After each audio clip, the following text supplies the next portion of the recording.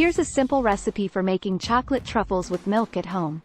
Ingredients: 1 cup of milk chocolate chips, 1/3 cup of heavy cream, 1/4 cup of unsalted butter, softened, 1/4 of a teaspoon of vanilla extract, cocoa powder or chopped nuts for coating. Instructions: 1. In a medium saucepan, heat the heavy cream over low heat until it begins to simmer. Remove the pan from the heat and add the milk chocolate chips. Let them sit for a minute or two to soften. 2. Use a whisk or a spatula to stir the chocolate and cream together until it's smooth and creamy.